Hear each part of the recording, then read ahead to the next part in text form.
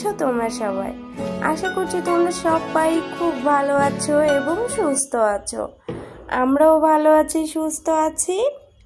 আরও একটি নতুন সকাল, নতুন ভিডিওতে তোমাদের সকলকে জানাই অনেক ভালোবাসা আর অনেক স্বাগত।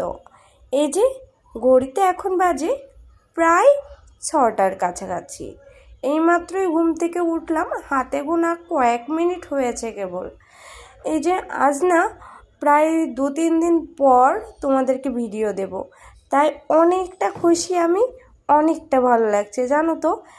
তোমাদেরকে ভিডিও দিতে দিতে হঠাৎ করে বন্ধ করে দিয়েছি, এজন্য মনটা খুব খারাপ লাগছিল জানো। যেন কি একটা করিনি এমন একটা মনে হচ্ছিল। কারণ কি বলবো বলো, না করেও তো উপায় ছিল না, আমার কাছে না কোনো অপশান ছিল না তোমাদেরকে ভিডিও দেব। আমার শরীরটা এতটা খারাপ ছিল, তোমাদেরকে আগের ভিডিওতে আমি যতটা পেরেছিলাম বলেছিলাম যে আমার খুব জ্বর এসছে, তার সাথে বমি আর মাথা যন্ত্রণা। এটা নিয়ে এই 2-3 দিন যুদ্ধ করতে করতেই কেটে গেল। তারপরে আমার বরের তো আবার হাত কেটে গেছে, সেটার জন্য একটু ভোগান্তি হচ্ছে, কারণ ইনফেকশন হয়ে যাওয়ার সম্ভাবনা আছে মনে হচ্ছে। কারণ হাতটা যতটা পারছে না ভেজানোর চেষ্টা করছে, কিন্তু তারপরেও স্নান করতে গেলে তো একটু ভিজে যাচ্ছেই, এজন্য একটু খুব ভয়তে আছি। আর ডাক্তারে বলেছে টিটিনাস নিতে, দেখি টিটিনাসটা নিতে চাচ্ছে না তো কোনো মতেই, এই জন্য। আর টিটিনাসটা না একটু 24 ঘন্টার মধ্যে নিলেই ভালো হয়, কিন্তু সে তো রাজি হচ্ছে না। তোমার দাদাভাই এসব ব্যাপারে বড্ড ভয় পায় জানো তো। ওষুধ খেতে যেমন চায় না, ডাক্তার দেখাতেও অমন চায় না। এই যে বিছানা খাতা গুছিয়ে জামা কাপড়গুলো 2-3 দিন ধরেই পড়ে আছে চেয়ারে, ভাঁজ করার মতো শক্তি গায়ে নেই। এই জন্য পরে থাকা জামা কাপড়গুলো আজ একটু শরীরটা ভালো লাগছে বলে আগে একটু ভাঁজ করে নিচ্ছি। আর বাইরের আবহাওয়াটা প্রচণ্ড খারাপ, বাইরে বৃষ্টি পড়ছে। সকাল থেকেই আবহাওয়াটা কেমন অন্ধকার হয়ে আছে দেখো। কারেন্ট চলে যাওয়াতে ঘরটা কেমন অন্ধকার হয়ে গেল না বলো। আর জানলা টানলাও খুলতে পারছি না, কারণ বৃষ্টিটা আসছে, বাতাসে ভিতরে শীষ আসছে বলতে পারো। এই জন্য বাইরে জানলাগুলোও খুলতে পারছি না, একটু বন্ধ করে রেখেই ঘরের কাজকর্মগুলো সারতে হচ্ছে। কারেন্ট তো অলরেডি কত বাজে যাচ্ছে তার কোনো ঠিক নেই। কাল রাতে একটু বৃষ্টি হয়েছে, এই জন্য আরও বেশি এমন হচ্ছে, বুঝেছ। আর কি বলো তো তোমাদের দাদাভাই ওষুধ খেতে যেমন ভয় পায়, তেমনই ডাক্তার দেখাতে তো ভয় পাই, কিন্তু কি করা যাবে বলো। বিপদ তো আর কয়ে বলে আসে না। দুর্ঘটনা একটা ঘটে গেছে, এখন তো ডাক্তার দেখাতেই হবে, উপায় নেই। আর তোমরা হয়তো ভিডিওতে অনেক নয়েজ শুনতে পারবে, কারণ ঈদের জন্য বাইরে অনেক বাজি টাজি ফাটাচ্ছে, তো এই জন্য তোমরা একটু শব্দ শুনতে পারবে। একটু মানিয়ে দেখে নেওয়ার চেষ্টা করো বন্ধুরা। আর আমার ভিডিও তোমাদের কেমন লাগছে না লাগছে সেটা অবশ্যই কমেন্টে জানাতে ভুলো না। আর আমার ভিডিও যদি তোমাদের ভালো লাগে তাহলে অবশ্যই একটা লাইক করে দিও, আর আমার চ্যানেলটি সাবস্ক্রাইব করে আমার পাশে থেকো। আর কি বলো তো, তোমাদের দাদাভাইকে তো অ্যান্টিবায়োটিক দিয়েছে, ওই যে ইঞ্জেকশনটা নেবে না, এজন্য ডাক্তার বললো তাহলে অ্যান্টিবায়োটিকটা আপাতত চলুক। দিনে 4টে করে দিয়েছে, আর সিবিট দিয়েছে, আর গ্যাসের ওষুধ দিয়েছে। গ্যাসের ওষুধ না খেলে তো অ্যান্টিবায়োটিক খাওয়া যায় না, এই জন্য দেখি আজকে থেকে এই 2-3 দিন খাচ্ছে।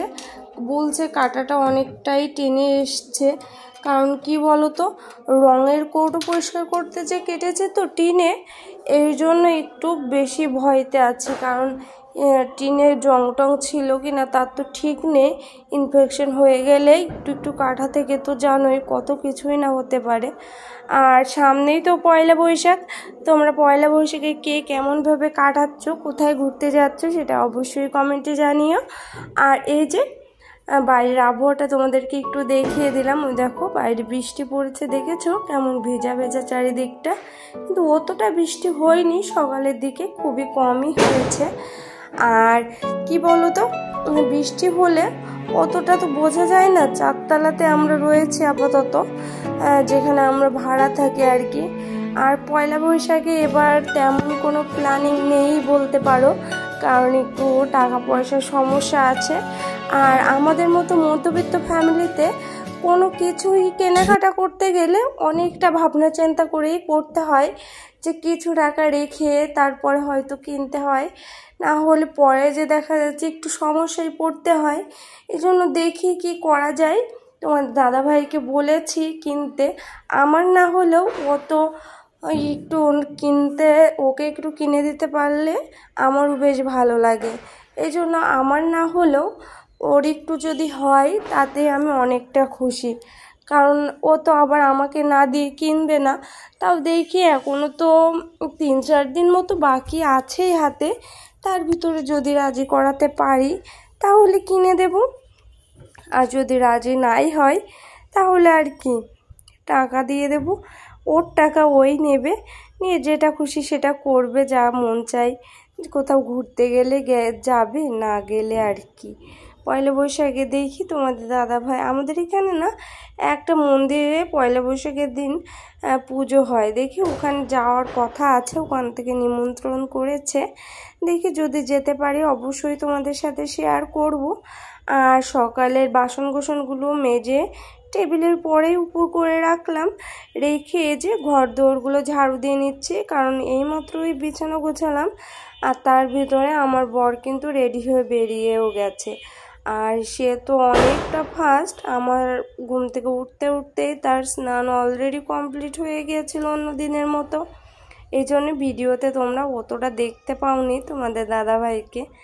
কি করা যাবে, এই যে, কারণ আমার না শরীরটা বড্ড দুর্বল, আমি একদম বেশিক্ষণ হাঁটতে চলতে পারছি না। কতবার যে বসে বসে কাজ করছি তার কোনো ঠিক নেই।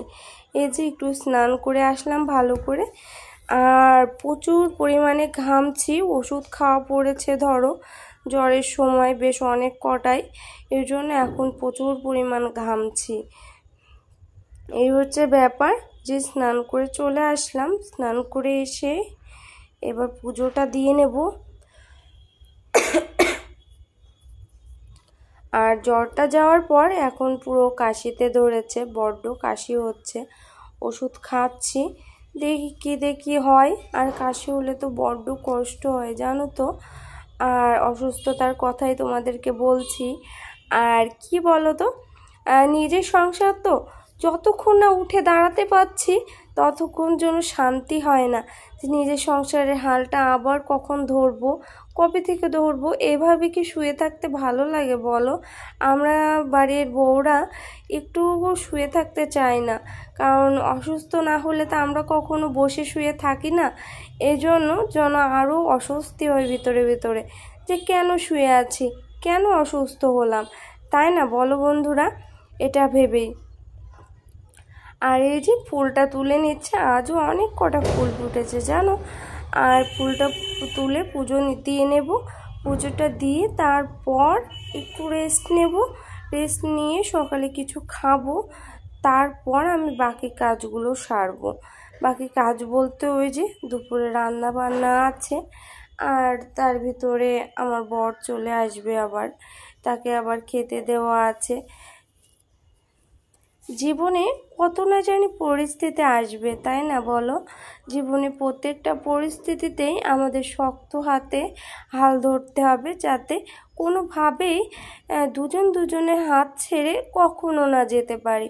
দুজন দুজনের পাশে থাকার প্রতিজ্ঞা করেছি যখন, বেঁচে যতদিন থাকবো দুজন দুজনের পাশেই থাকার চেষ্টা করব আমৃত্যু পর্যন্ত।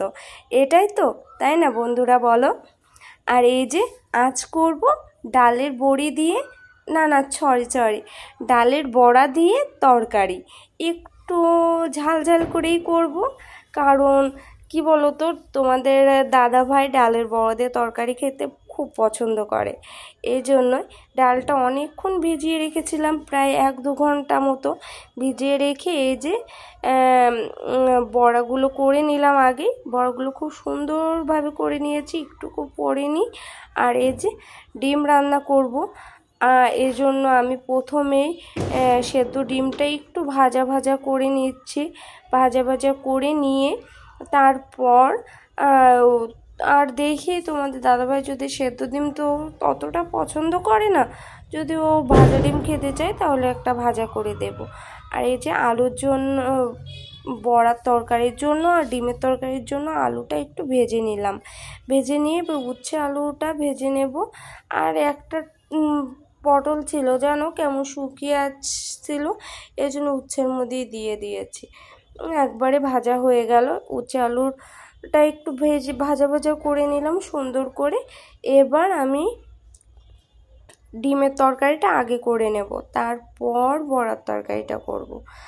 আর আজকের ভিডিওটা রান্নাবান্না দেখেই হয়তো তোমাদেরকে শেষ করতে হচ্ছে বন্ধুরা, আর আমারও রান্নাবান্না দেখেই তোমাদেরকে শেষ করতে হচ্ছে। তোমরা কিছু মনে করো না বন্ধুরা, কাল থেকে সুন্দর ভিডিও দেওয়ার চেষ্টা করব, যেটা তোমাদের ভালো লাগবে।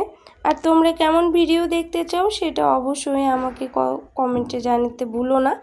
আর অবশ্যই কিন্তু আমার ভিডিও দেখে আমাকে অবশ্যই একটা কমেন্ট করো বন্ধুরা। তাহলে আজকের ভিডিওটা এই পর্যন্তই। তোমরা সুস্থ থেকো, ভালো থেকো, বাই বন্ধুরা।